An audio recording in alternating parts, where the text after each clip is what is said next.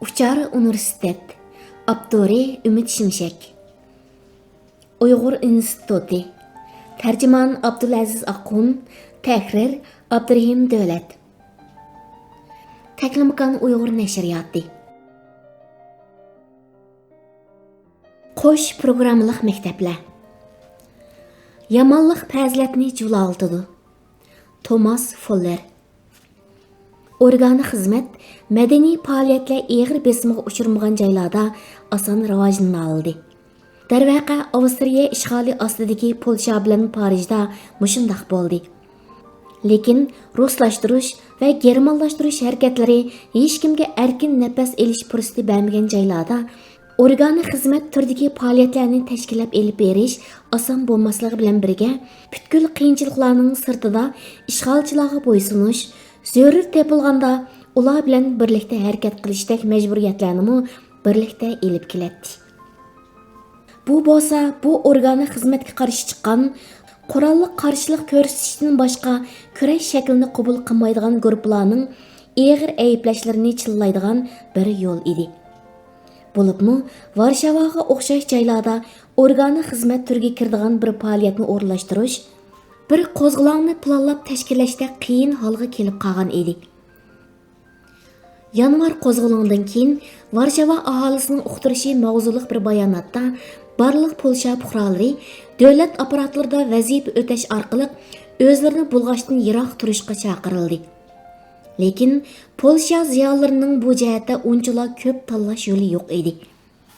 O'qituvchilar vazifalaridan ayriladigan bo'lsa, o'rinlari darhol ruslar tarafidan to'ldiriladi. Unda qilishning o'rniga o'qituvchi-o'quvchilar qo'lma-qo'l tutishib, mavjud sharoitni imkoniyatining yetishicha o'zlari foydalana oladigan holatga keltirishga tirishdi. Kollektiv farosat bu jihatda odamning aqliga kelmaydigan choralarni topdi. Ko'pning aqli bu choralarni yillar bo'yicha odatdan tashqari moyillik bilan tadbiqladi. Polsha tilida so'zlashishni tanaffus paytlarida cheklagan edi. Biroq hech kimning u cheklimiga quloq solish niyati yo'q edi. Darajadan tashqari qamal qilishlar uzun o'tmay ba'zi maktablarda qo'sh programma, ya'ni qo'sh darslik materiali shaklidagi bir tuzumni kun tartibga elib kirdi. Bu darslik materiallarning biri rasmiy o'rinlarga avatiladi, yana biri bo'lsa maktabda o'tiladi. Bu siyosatni davomlashtirish o'qituvchi-o'quvchilarni davomli tepishmoq majburlab qo'yadi. Chunki e'lon qilingan darslik materiallardagi dars ismlari shifrga o'xshaydi. Oila iqtisodi nomli dars ismi amaliyotda Polsha tarixi bo'lib qoladi. Nemischa o'qitiladigan darsda botanika o'qitiladigan chog'lar bo'ladi. Buni o'qituvchilar emas, barliq o'quvchilarmi biladi. Hamma har vaqt har qanday ish uchun tayyor turadi. Koridorlarda tuyuqsiz paydo bo'lib qolgan harakatlanishlar darsning o'tirisi chelmagan dam elish qo'ng'irog'iga o'xshash, oldin birlikka kelingan ishorat bilan birga darsning tilimi, temasimi birdilla o'zgaraydi va o'qituvchilar bilan o'quvchilar rus mufattishini kutib olishga tayyor holatga keladi. Bu haqiqatan qiyin bir hayot edi, deydi bir tulluq o'tirdi o'qituvchilik qilgan Yadvika Sikoriska.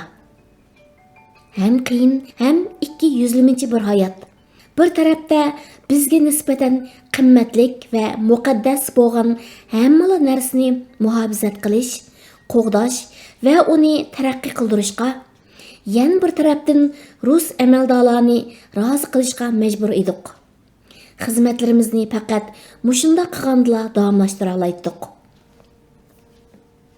Izchil holda suiqasd planlari ichidan o'rin olish, davomli xavf va jiddiychilik ostida bo'lish, ba'zida bolalarning psixikasini buzsimi, umuman bu ahvol po'latni sug'urgandek yangi avlodlarning texmo ongliq o'sib yetilishini, milliy g'oya atrofiga to'planib, hamma birlikda uzun muddatlik bir kurashni elib bora oladigan qurilmaga ega bo'lishni kafolatga ega qiladi.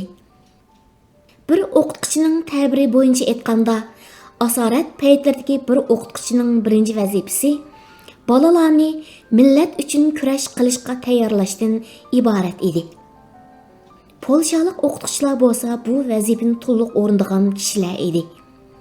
Ularning qo'lda yetishgan notadek balalar Rus mufattishlar tarafidan qanchalik so'roq qilinsin, har qatimda bir yo'chiq qoldirmasdan bu ishning o'tisidan chiqa oladi.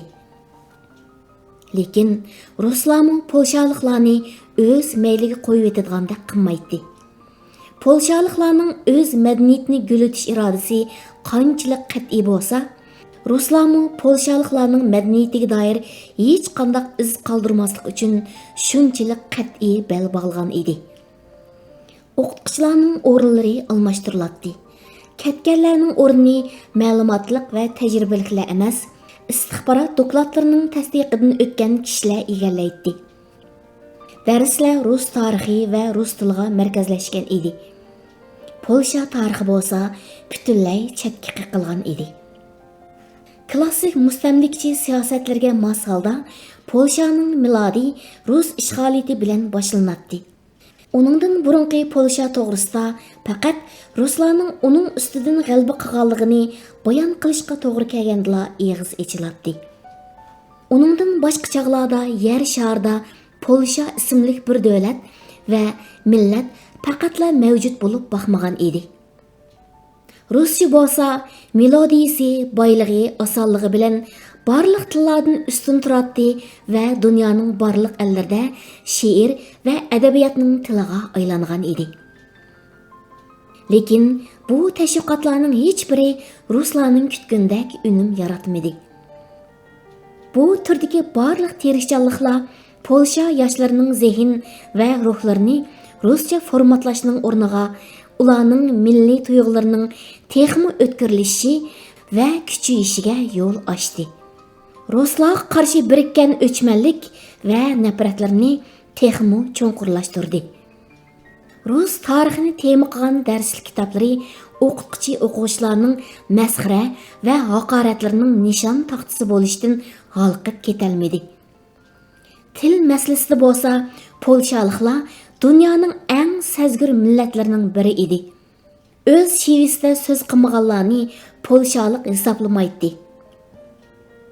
Qisqasi, ularning tillarini kamsitishni va turmushlaridan siqib chiqarishni nishon qilgan bir safarbarlik harakati polshaliklarning g'azabini qo'zg'ashdan boshqa hech ishga arzimaydi. Bu nodir asarning 5-bobida men sizlarga o'rganish tavakkülçiligi nomli bobni huzuringizga sunaman. Xayr xo'sh, Xudoga omonat. Keyingi qatim ko'rishguncha xush vaqt bo'linglar.